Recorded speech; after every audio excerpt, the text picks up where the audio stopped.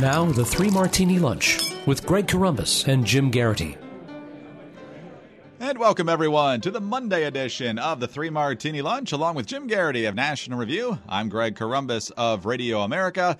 We have good, bad, and crazy martinis for conservatives today, and all of it is brought to you by Dollar Shave Club. Stop spending a fortune on gimmicky shave tech you don't need. Make the smarter choice by joining Dollar Shave Club. And by doing so, you get your first month for only $5 with free shipping. But you got to go to dollarshaveclub.com/martini. More on that in just a moment. And Jim, let's start with our good martini. We always love good news from the Middle East since it happens so rarely. And it's pretty hard to call this anything other than really good news. Here's CNN's Linda Kincaid. A victory against ISIS has been declared in the Iraqi city of Mosul. The Iraqi Prime Minister arrived in the northern city to make the announcement that Mosul has been liberated from ISIS. Now, according to his office, Haider al-Abadi congratulated the soldiers and the Iraqi people, calling this a great victory. It comes nearly 3 years after the leader of ISIS, Abu Bakr al-Baghdadi, declared the ISIS caliphate. So Haider al-Abadi, the prime minister of Iraq, is making the victory tour up there, saying, yeah, there's a couple little pockets in a few houses left in Mosul, but this is basically over, and this pretty much ends the caliphate, or the alleged caliphate, in Iraq. There are still some ISIS elements in smaller towns that are holding out, and they're probably going to be resistant to being rooted out, but ultimately the problem in Iraq is pretty much over. You talk about this in the Morning Jolt today, Jim, and you also mention over in Syria, quote, U.S.-backed Syrian Democratic forces pushing into Raqqa on two fronts are now less than 3 miles apart from each other, according to a U.S. defense official directly familiar with the status of the fight. Nonetheless, the U.S.-led coalition has begun planning for an internal security force of local recruits that could hold Raqqa once military operations are over. So, Jim, the noose is getting tighter and tighter and tighter. The caliphate is shattering into pieces. It's a lot to like here. There is, and it seems a little bit undercovered in the news media environment. I realize it is worth noting that there's both overt and covert U.S. assistance to the forces that are fighting ISIS. We don't talk about the level of support in a great deal of detail until after those sorts of missions are over, but it's pretty clear that the U.S., particularly in Syria, is assisting the Free Syrian Army. And you'd think this would be a really big deal. It was not that long ago. The perception was accurately that ISIS was on the march in both Iraq and Syria. I think what's really striking is, look, when most Americans really became aware of ISIS is when they confronted the Iraqi army, and the Iraqi army just collapsed. We remember hearing the tales about them abandoning their vehicles, abandoning their weapons. Just the Iraqi army completely fell down flat on its face in a really major test of its mettle. Well, that was about 2-3 years ago. The Iraqi army has pulled itself together and is now has retaken Mosul. And wonderful news to see that we're advancing on Raqqa in two fronts. Now, not done there yet. That is their, kind of the capital of the caliphate as they define it. And it's going to be probably a bloody fight to completely liberate that city. But once we do that, ISIS doesn't really control any cities anymore. And this was a core part of their identity. They were not merely just some jihadist Islamist group. They were the Islamic State. They were demonstrating that they were the one true caliphate because they controlled territory. And that for a good long while, the government of Syria, the government of Iraq, and no allied power in the region was able to dislodge them. Well, bit by bit, week by week, month by month, battle by battle, we have done that. I don't know about you, Greg. Does it feel like we're being set up for the narrative of the Trump administration has no plan to win the peace in Iraq and Syria, without getting to the point that, hey, the administration's policies, building upon the steps the Obama administration has taken, are working. And ISIS, which looked like it was going to be this serious threat for a long, long time, is at least being forced to give up its territory. Now, there's still going to be yahoos who self-identify with ISIS, pledge loyalty to al-Baghdadi, and probably continue to stir up terror attacks against the West for a long time. But kicking them out of major cities in the Middle East sounds as something worth celebrating, worth acknowledging. And at least worthy of some attention, even in a very busy news cycle. Absolutely. It deserves a ton of attention because of the expectations. The Obama administration was saying that this is going to take a very long time to accomplish militarily, and then, of course, all the things that would come after military action. And, of course, we still have to see what that's going to look like. But this has happened a lot faster than I think a lot of people expected. Maybe the Obama administration was just lowballing expectations in case their actual projections didn't go correctly. Or maybe a lot's changed in how we're supporting some of these troops over there and what type of direction, what type of support, both in terms of personnel and in terms of equipment that we're giving. Obviously, ISIS is still pretty strong in Libya. You've got other pockets of them in different parts of the world, but this was home base, and right now they're getting crushed at home. Great road win by the U.S., and I guess it's really a home game for the Iraqis and the Syrians, too, who are kicking their tails at this point. Jim, let's move to the bad Martini, and let's go to the pages of the Hill newspaper. The Boy Scouts about to lose a merit badge, I think. Here's what the Hill reports. More than half of the memos that former FBI Director James Comey wrote as personal recollections of his conversations with President Trump about the Russia investigation have been determined to contain classified information, according to interviews with officials familiar with the documents. This revelation raises the possibility that Comey broke his own agency's rules and ignored the same security protocol that he publicly criticized Hillary Clinton for in the waning days of the 2016 presidential election. Comey testified last month he considered the memos to be personal documents and that he shared at least one of them with a friend.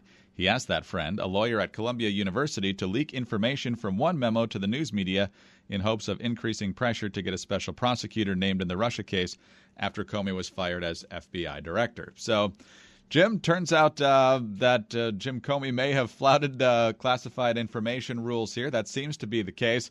So that's bad news. You don't want your FBI director doing that. Also, it's giving ammunition to the left that, hey, if Jim Comey can't figure out the rules, why do you blame Hillary Clinton for doing that?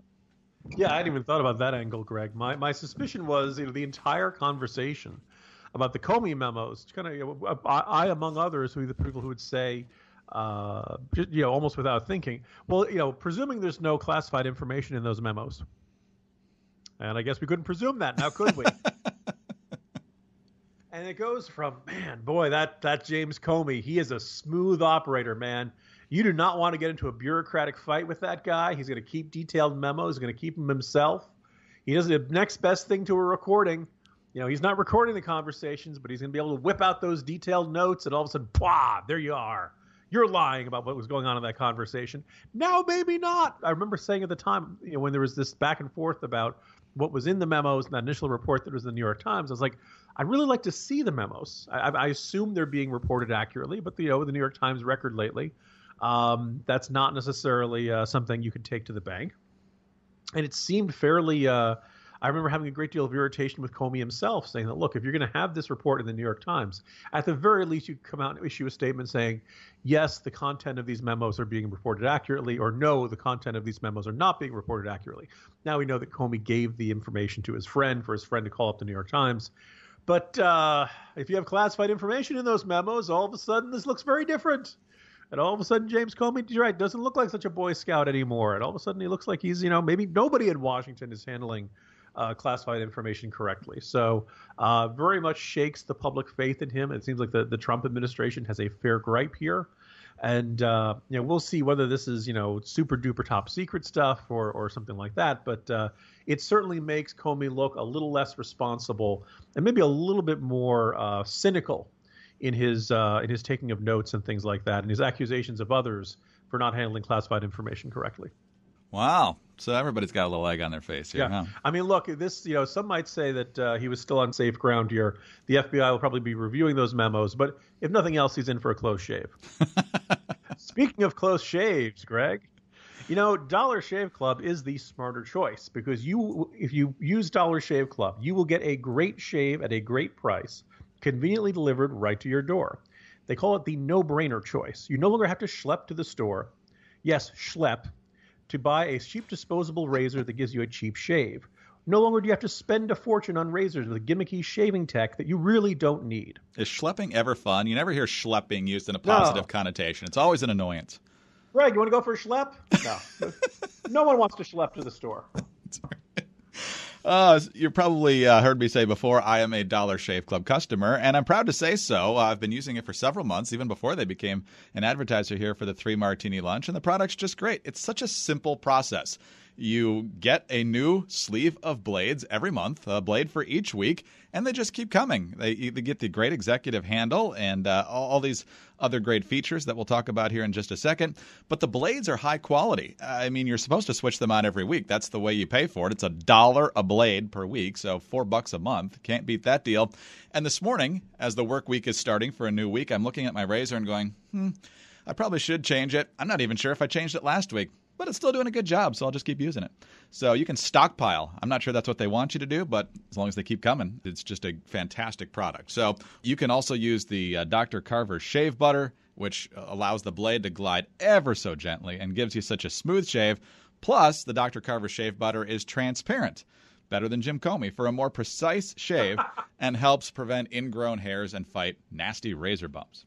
Now listeners to 3 Martini Lunch can make the smarter choice by joining Dollar Shave Club. For a limited time, new members get their first month of the Executive Razor with a tube of their Dr. Carver shave butter for only $5 with free shipping.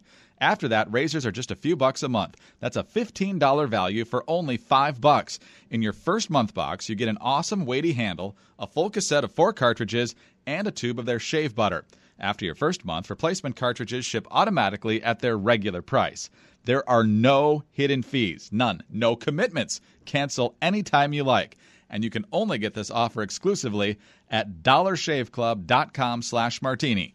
One more time, dollarshaveclub.com/martini.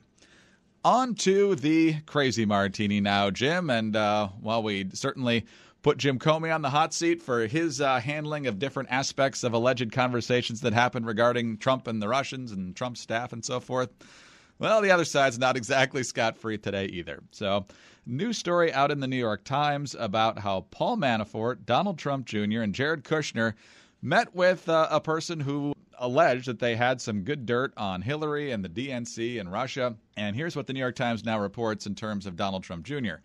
But on Sunday, presented with the Times finding, Donald Trump Jr. offered a new account. In a statement, he said he had met with the Russian lawyer at the request of an acquaintance from the 2013 Miss Universe pageant, which his father took to Moscow. After pleasantries were exchanged, he said, the woman stated that she had information that individuals connected to Russia were funding the Democratic National Committee and supporting Mrs. Clinton. Her statements were vague, ambiguous, and made no sense. No details or supporting information was provided or even offered. It quickly became clear that she had no meaningful information. He said she then turned the conversation to adoption of Russian children and the Magnitsky Act, an American law that blacklists suspected Russian human rights abusers. The 2012 law so enraged President Vladimir Putin of Russia that he halted American adoptions of Russian children. It became clear to me that this was the true agenda all along and that the claims of potentially helpful information were a pretext for the meeting. So, Jim, as you point out in the Jolt, apparently it doesn't take much to get a meeting with the very top levels of the Trump campaign last year, even though this person seemed to be full of it when they were talking about allegations of Hillary Clinton and the Democrats and the Russians. Yeah, I was going to say, this is unsurprisingly the usual suspects are pointing to this meeting and going, aha! Here we go. Finally, this is it. Smoking gun evidence of collusion. Except there's no actual meaningful dirt being communicated here. Right. And you know, I think we can, if an admission against interest is considered more truthful, as courts of law in some court cases and judges have ruled, this does seem like an accurate accounting of events from Donald Trump Jr. because it makes him look like an idiot. And we should salute him for his honesty in this because, wait, how do you think that discussion went down afterwards with Jared Kushner and Paul Manafort? Manafort at that point is still the Trump campaign manager. Yes. Paul, I got a really important meeting with you. This woman says she's got really good dirt on Hillary Clinton. Who is she? I don't know. I've never met her. I have no idea who she is. We just have a mutual friend through the Miss Universe context. Ah, well, you know, that's where all the good political dirt comes from. I mean, you realize, Greg, we could have gotten exclusive interviews with Manafort or Kushner or Donald Trump Jr. just by saying that we had magic beans that were going to help Trump win the election. Since apparently that's all it took to get into meetings with the highest level people or something like that. You know, again, I think the people are saying, aha, this is collusion, or either this is all totally, completely lies and there really was valuable information communicated through those that meeting, or the account from Donald Trump Jr. is truthful, and that they're just idiots who will take meetings with anybody if you promise them, ooh, we've got really good, like wouldn't you at least want to think, well, what kind of good stuff do you got? What, like if you want to have a face-to-face meeting with us, what can we at least get some sense of what you know about and how you know about this and all kind of stuff? And how did that meeting go once it became very clear this woman was apparently like, I'll tell you about the scandal of Hillary Clinton in a second, but first let's talk about the adoption law. Yeah. How long does it take before you get up and say thank you or sorry? I don't know. It is not a flattering portrait of the highest levels of the Trump campaign. And so I suppose we should salute Donald Trump Jr. for admitting when he looks like he got snookered and suckered into taking a meeting with somebody who had nothing useful to tell them. On the other hand, it isn't exactly reassuring that the Trump campaign back in 2016 was willing to listen to just about anybody. With apparently seemingly sketchy ones. Now, some people are saying, well, look, if you knew this woman was Russian or potentially connected to the Kremlin, shouldn't you have been more wary or something? Look, Donald Trump Jr. Should have referred this probably to the campaign council and just left it at that. All things considered, I think this is probably the most minor misdoing or contact with a foreigner possible. Having said that, it doesn't say a great deal about their judgment that they decided that Donald Trump Jr., not knowing what this woman had, said, Paul, my brother-in-law, come on, you got to come in, Jared. This is really good stuff, I swear. This is still going to result in a 12-member CNN panel with Wolf Blitzer telling us to stand by because the fact that they thought they were going to get dirt means that they were totally ready for collusion if the opportunity presented itself, right? Greg, I could be on that 12-person panel, so let's not speak so hastily about the lack of value of that. But yes, I will be there rolling my eyes off camera. Oh, fantastic. Jim, great start to the week. Talk to you tomorrow. See you tomorrow, Greg. Jim Garrity of National Review. I'm Greg Corombos of Radio America. Thanks for being with us today.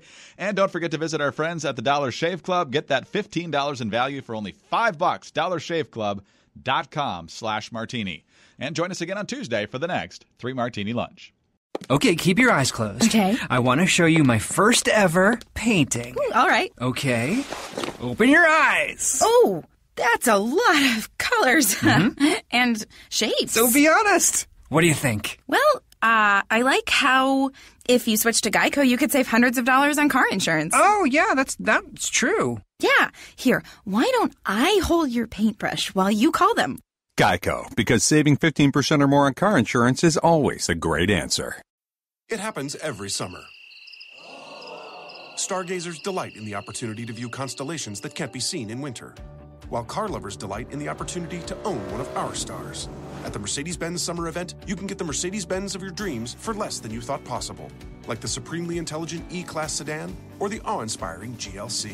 Don't miss this once-in-a-summertime opportunity. Hurry in to our summer event. Visit MBUSA.com to learn more. Mercedes-Benz, the best or nothing.